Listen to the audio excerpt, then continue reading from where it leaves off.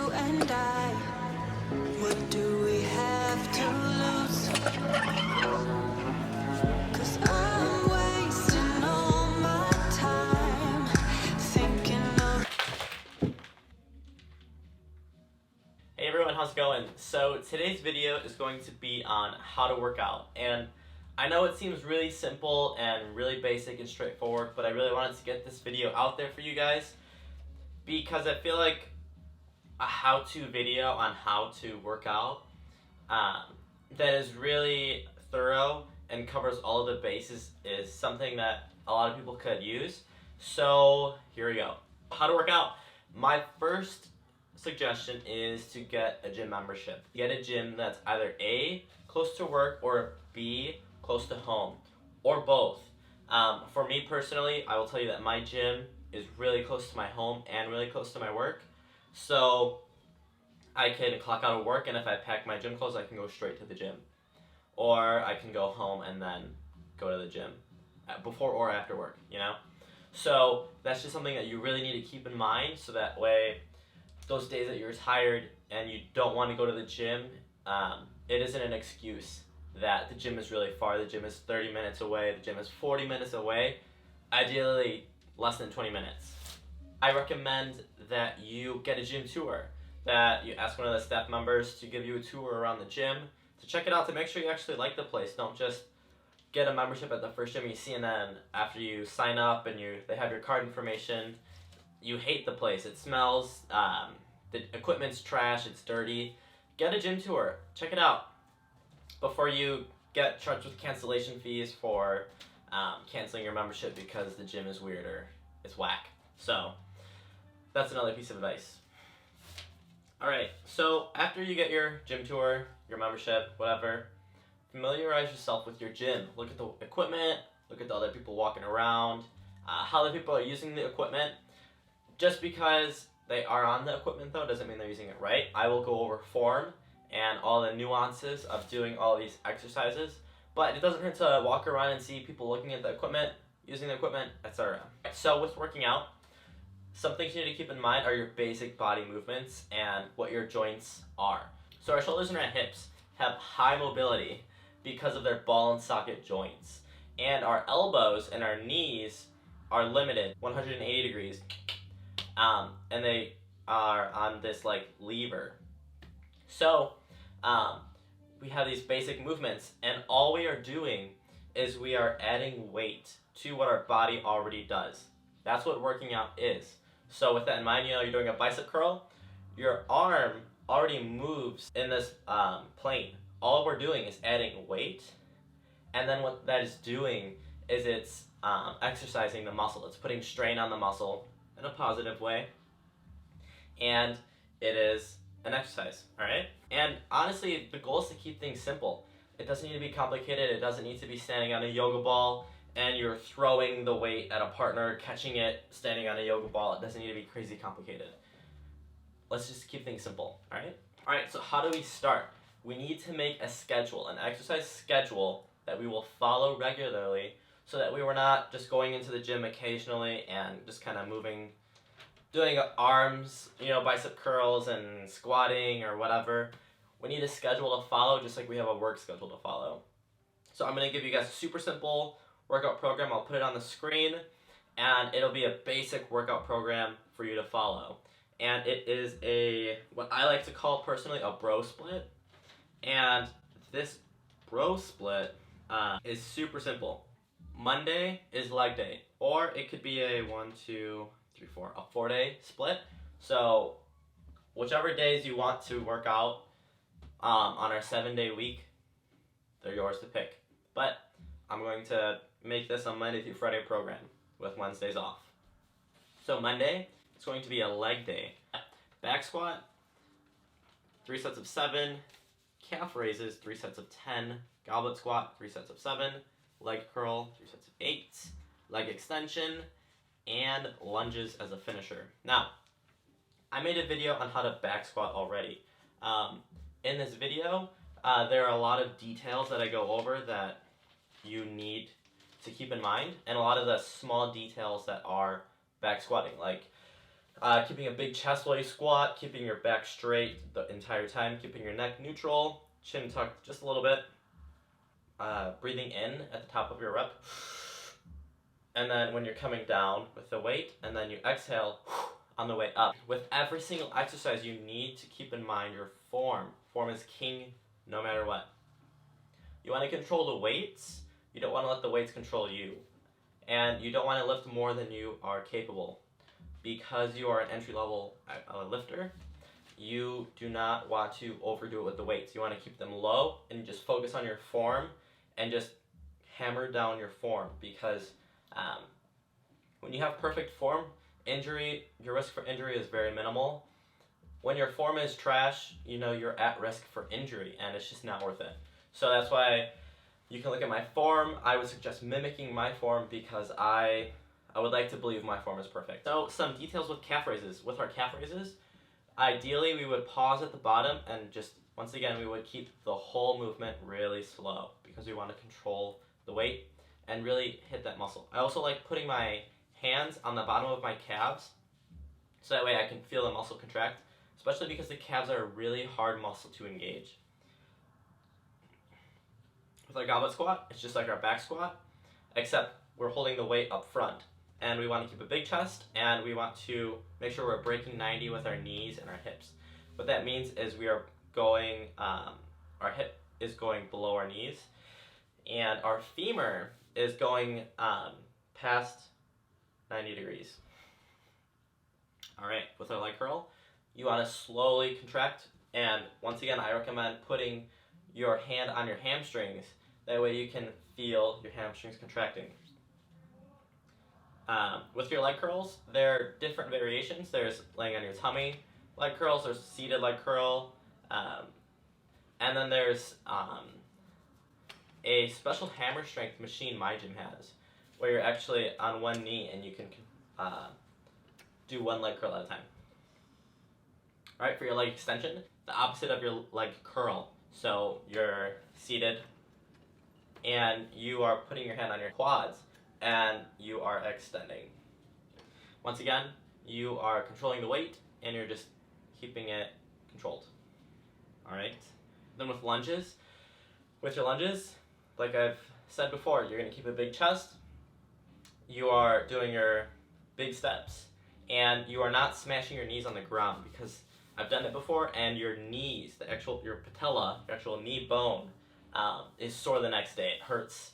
So you really want to be careful. Your knee can slightly touch the ground to make sure you're getting a full range of motion, but you do not want to smash your knees on the ground. It's really uncomfortable. All right. So then we go on to Tuesday, or day 2. Your preference. It's going to be a flat bench press. Now with your bench press, you want to control the weight, slow it down, and then push through. All right. You do not want to bounce the bar off your chest. That's dangerous. You're probably going to break a bone in your ribs. So you really want to focus on keeping that weight controlled. All right. Now with your bench press, you will notice that on your barbells there are different rings for the knurling, where the knurling is, and I personally like to gauge my grip with those knurlings, using those as measuring tools. I'll put my thumbs on the knurling rings, and that is generally where I press. But each bar is different, so you need to figure out your own grip on the barbell. So that would mean experimenting and figuring out where you want to put your hands on the bar. Just make sure that your arms are always equal distance from each other, and you can gauge that using the barbell. With your flat benching, you just want to make sure that you are also keeping your wrists straight. You don't want to let the weight come back on your wrists. That sometimes I even do it. It's just not ideal. It's just not. I just feel like keeping your wrists straight is the healthiest. You also want to keep your elbows tucked in just a little bit. You don't want chicken wings like this. You don't want them straight out, but you want them tucked in. They can be at 45 degrees. That's comfortable. That's where I personally bench. You don't want them tucked completely in. You can tuck them in like this for close grip bench, which I will go to next. But you just want to keep them in here. You don't want like this. It's just uncomfortable. When you're also flat benching and you're close grip benching, you can create a small arch in your lower back. So I personally take a big breath, and then I create an arch, and I come down and I press. I try and keep that arch in my lower back the entire time, and it just helps with the angle. It's an easier angle to press at. Here, if this is your body without an arch, is a little bit more difficult rather than pushing at this angle, which is creating the arch. Boom. Science. So with your close grip bench, it's called a close grip bench because you're moving your hands in. And you would just have a closer grip, and then therefore it would engage your triceps better. And it's the same thing. You want to keep your wrists straight, and you want to control the weight. You do not want to bounce this off your chest. It's not ideal. It doesn't really make sense. Control the weight the entire time. I'm sure you'll see tons of videos on the internet of guys bouncing the weight off their chest, and it's just not ideal. Also, you want to make sure you're touching the weight to your chest and pressing it off. You don't want to do a half rep where you're doing half of the range of motion. You always want a full range of motion with every single exercise. Don't do a half rep with your biceps. Don't do a half rep with your squats. Full range of motion the entire time to the best of your capabilities. Alright, so we have a guillotine press. The guillotine press is a great chest press variation. With this workout, you are putting your two dumbbells next to each other, and you are pressing. You're pushing straight up from your flat bench, and you are squeezing. They are pushing the weights together and up at the same time. Therefore, you're just getting a greater stimulation. All right. And then we have a chest fly or a pressing machine. Now, when you're doing a chest fly, just keep in mind that you are not going too wide, almost too negative. Assuming there was a bar going across your chest, going 180 degrees, you do not want to go past 180. You don't want to go too negative because it's just uncomfortable for your shoulder ball and socket joint. So, you can really control the weight and not go overboard to the point where you're overexhausted and you're going too far back because you're tired. You can just control the weights and really focus on your form. Or B, you can use a chest fly machine, assuming your gym has one. And this machine already has its limitations. You can adjust them with the machine bolts. You can adjust it easily, so that way you do not surpass your 180 degrees, and you can comfortably do this exercise without any risk of injury. Beautiful. All right, so Wednesday would be an off day. You could opt for no gym at all, or you could do cardio. You could just go to the gym and do some cardio, but Wednesday would be an off day. Thursday is your back day, so we have our deadlifts. We're going to start off with deadlifts. I like deadlifts personally, some people don't, but if you can master your form, it is a great exercise. So with your deadlift, you're going to make sure you keep a big chest.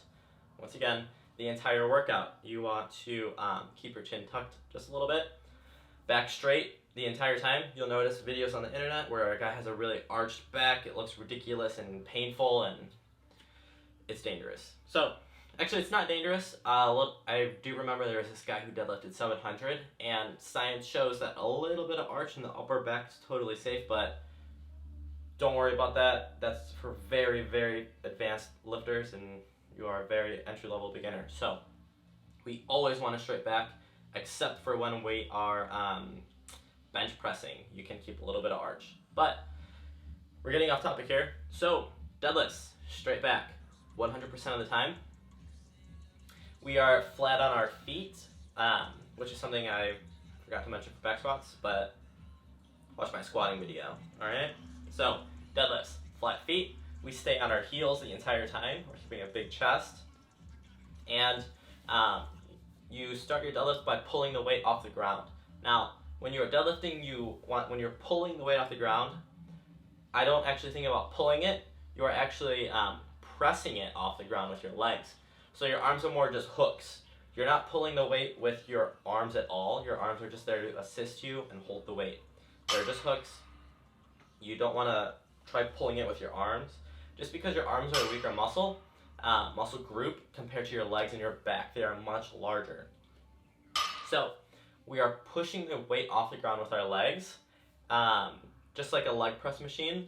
And as soon as the barbell breaks your knees, it doesn't break your knees, but once it passes your knees, you're just going to drive your hips forward, therefore finishing the deadlift. And when you are finishing your deadlift, obviously bringing the weight up is only half.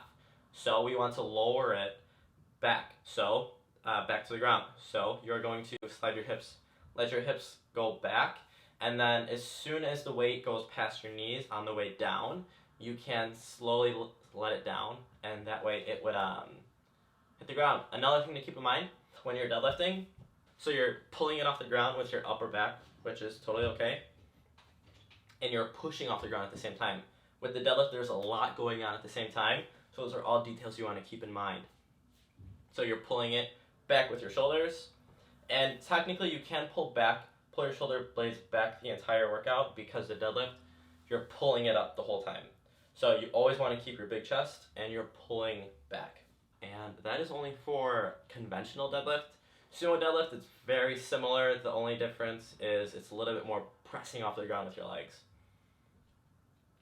And then I also personally enjoy a mixed grip when I'm deadlifting, or it just helps me hold the weight easier, especially as you lift heavier.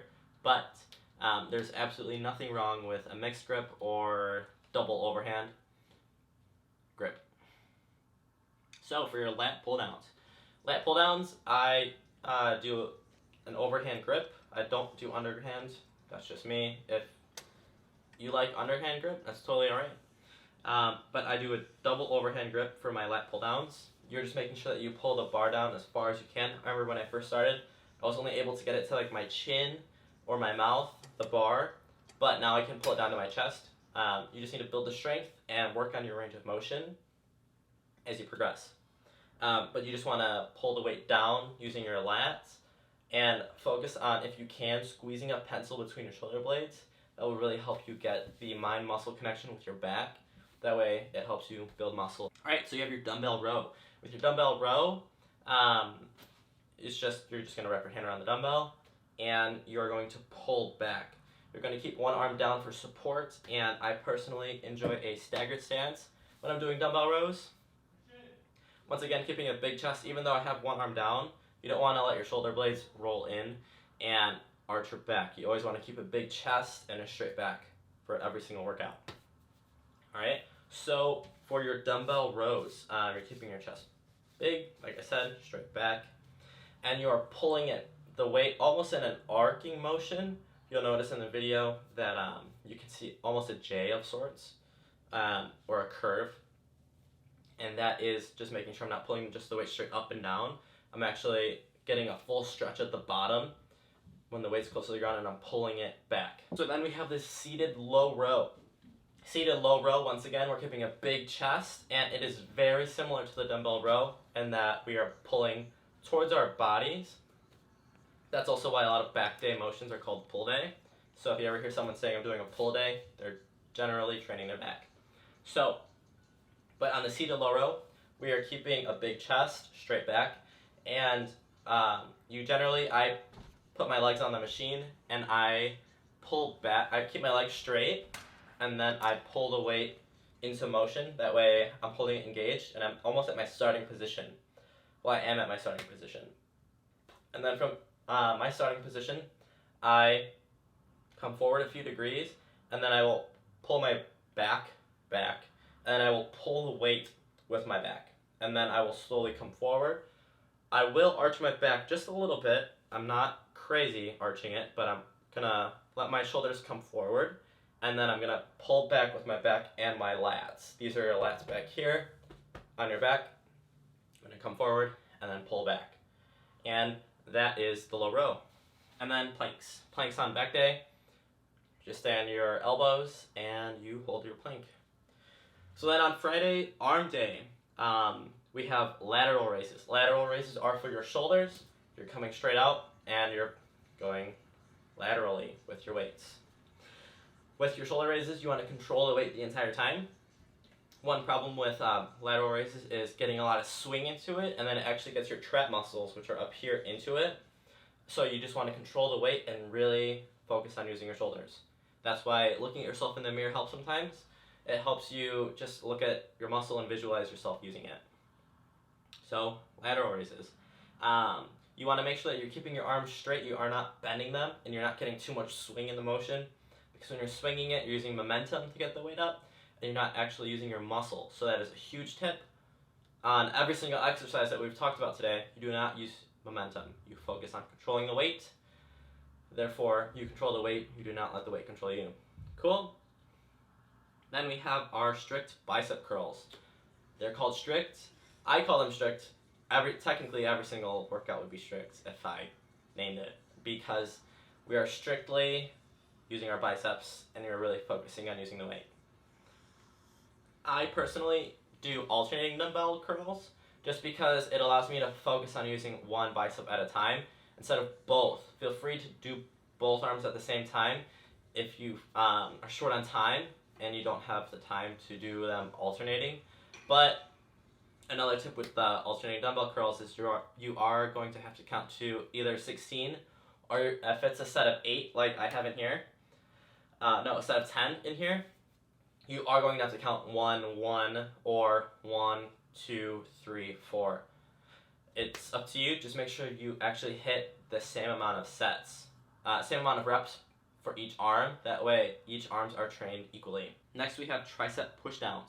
For your tricep pushdowns, you just want to keep a big chest and push the weight down and up, and slowly raise it back up. That way, you get the full range of motion of your triceps, and you are good as gold. Tricep pushdowns are really easy. Just make sure you aren't, once again, swinging like crazy, and you are really focusing on using those triceps. Oh, and for your tricep pushdown, I personally love this V-bar grip. That's what I call it. It looks like a V when it's pointed straight down, and it's just really easy. Feel free to use the rope attachment.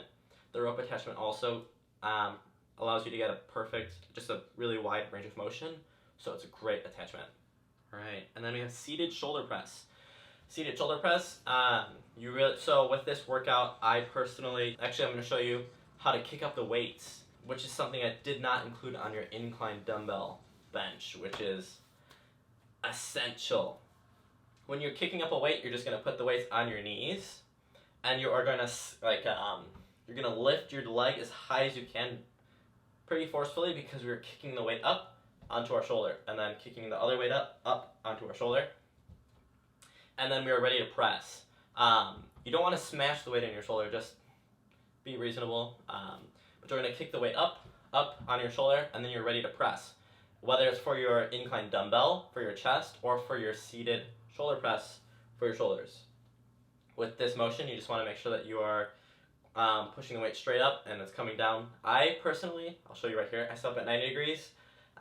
You can go a little bit lower for a better range of motion, but I personally stop at 90 degrees, and I feel like that's perfect for that workout. You just want to make sure that you don't externally rotate your shoulder. You can really mess yourself up by rotating backwards.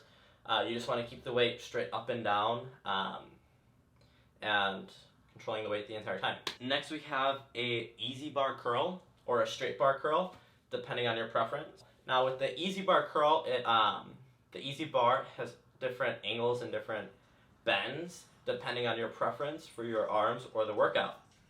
So, for your bicep curls, I personally enjoy the easy bar, and I use the innermost attachment, innermost grip.